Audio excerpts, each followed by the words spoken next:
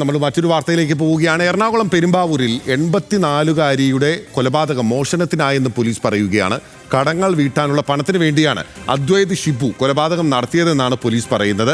അന്നം ഔസേപ്പിന്റെ കയ്യിലുണ്ടായിരുന്ന 3 വളകൾ ബംഗളൂരുവിൽ വെച്ച് പ്രതി വിൽപ്പന നടത്തി. സൂക്ഷിച്ചു വെച്ച പണവും പോലീസ് കണ്ടെടുത്തിട്ടുണ്ട്. വിവരങ്ങളുമായി സഹിൻ ആന്റണി കൊച്ചിയിൽ നിന്ന് നമുക്കൊപ്പം ചേരുകയാണ്. Sahin, good morning. ഇത് മോഷണത്തിന് വേണ്ടി നടത്തി, അതിനുശേഷം ബംഗളൂരുവിൽ കൊണ്ടുപോയിട്ടാണ് ഈ സ്വർണ്ണാഭരണങ്ങൾ വിറ്റിട്ടുള്ളത് അല്ലേ പ്രതി?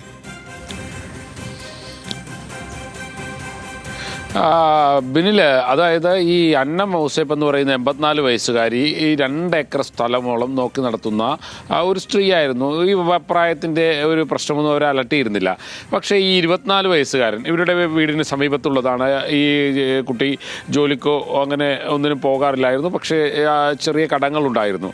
ആ കടങ്ങൾ വീട്ടുന്നതിന് വേണ്ടിയാണ് ഈ 84 വയസ്സുകാരിയുടെ കഴുത്തിൽ തോർത്തിട്ട് കുരുക്കി അവരെ കഴുത്ത് ഞെരിച്ചു കൊന്നത്.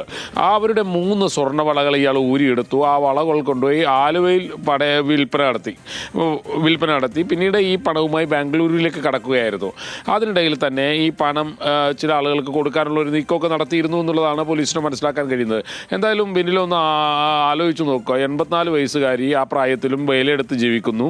24 വയസ്സുകാരൻ ആ 84 വയസ്സുകാരിയെ കൊന്ന് അവരുടെ സ്വർണ്ണവള തട്ടിയെടുത്ത് അയാളുടെ കടം വീട്ടാൻ ശ്രമിക്കുന്നു. എന്തൊരു കാലമാണ് ഇതെന്നുള്ളതാണ് ആലോചിക്കുന്നത്. എന്തായാലും പോലീസിൻ്റെ കണ്ടെത്തൽ ഈ കടം വീട്ടുന്നതിന് വേണ്ടി ഈ 84 വയസ്സുകാരിയെ ഈ പറയുന്ന അദ്വൈത് ബാബു എന്ന് പറയുന്ന 24 വയസ്സുകാരൻ കൊലപ്പെടുത്തി എന്നുള്ളതാണ്. പക്ഷേ ഇയാൾ പോലീസിനോട് പറഞ്ഞിരുന്നത് തൻ്റെ വീട്ടുകാരെക്കുറിച്ച് ഈ അന്നം ഔസേപ്പ് മോശം പറഞ്ഞു നടക്കുന്നത് കൊണ്ടാണ് താൻ അവരെ കൊലപ്പെടുത്തിയെന്നുള്ളതായിരുന്നു. പക്ഷേ പോലീസ് അന്വേഷണത്തിൽ കൃത്യമായിട്ട് വ്യക്തമായി ഇയാൾ തൻ്റെ കടം വീട്ടുന്നതിന് വേണ്ടിയാണ് ഈ സ്ത്രീയെ കൊലപ്പെടുത്തിയതെന്ന്.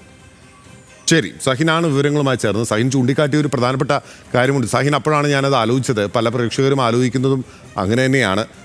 ഇത്രയും പ്രായമുള്ള ഒരു സ്ത്രീ സ്വന്തമായി ജോലിയെടുത്ത് ഈ പ്രായത്തിലും ജീവിക്കുമ്പോൾ 25-കാരനായ അല്ലെങ്കിൽ ആ പ്രായം മാത്രമുള്ള ഒരു ചെറുപ്പക്കാരൻ, ഒരു പയ്യൻ ഒരു വല്യമ്മയുടെ പ്രായമുള്ള ഒരു സ്ത്രീയെ കൊലപ്പെടുത്തിയാണ് കടങ്ങൾ വീട്ടാൻ ശ്രമിക്കുന്നത് എന്നുള്ളതാണ് ഏറ്റവും ഞെട്ടിക്കുന്ന ഒരു കാര്യങ്ങളിൽ ഒന്ന്. സഹിൻ ആന്റണിയാണ് വിവരങ്ങളുമായി നമുക്കൊപ്പം കൊച്ചിയിൽ നിന്ന് ചേർന്നത്.